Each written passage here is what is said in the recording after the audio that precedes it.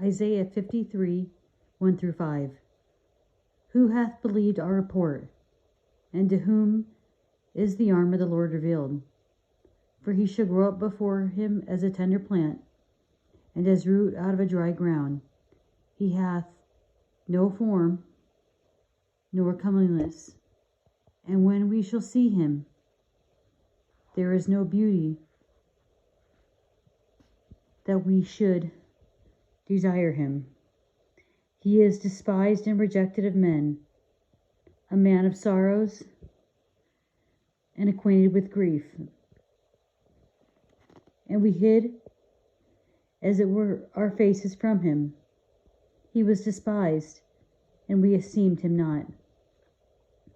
Surely he has borne our griefs and carried our sorrows. Yet we did esteem him stricken, smitten of God, and afflicted. But he was wounded for our transgressions.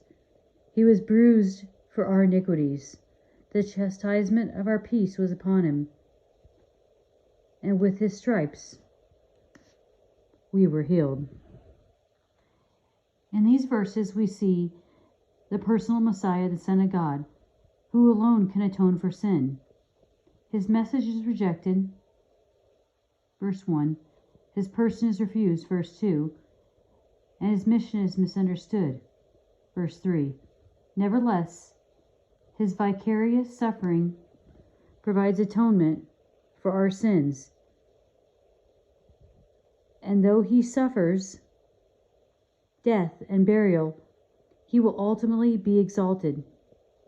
To miss the fact that Jesus Christ is a central figure in this passage is to stumble in unbelief over the cornerstone and foundation of all the gospel. The rhetorical question, who hath believed our report, is more of an explanation than an interrogation. Speaking for all the prophets, Isaiah calls attention to the world's lack of faith in general. The arm of the Lord is the emblem of divine power. The servant is described as a tender plant and a root out of dry ground, which has already been described as springing from the stump of Jesse, hence the Davidic line. No form nor comeliness denotes his humble origin rather than his personal appearance. Beauty may be read elegance. This description does not mean that he will be homely or ugly, but he will not appear on the scene in the regalia of a king.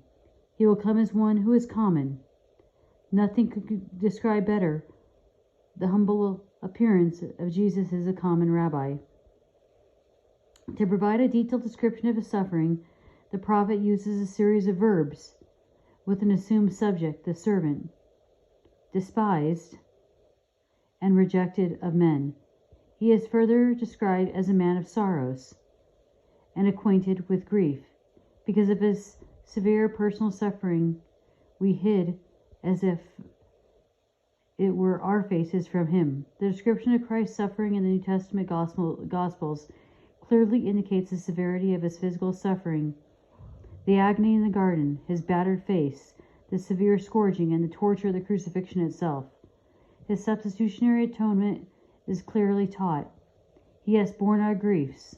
The New Testament says he himself bare our sins in his own body on the tree. Thus he was stricken, smitten, and afflicted. We, mankind, in general, thought he was judged of God, but he was wounded or pierced for our transgressions, sins. The verb bruised translates meaning to be utterly crushed. Our iniquities means moral evils. Chastisement of our peace refers to that which procured our peace with God. With his stripes or wounds we are healed. Refers to our spiritual condition being made whole. In Isaiah, the term is always used of spiritual healing and forgiveness.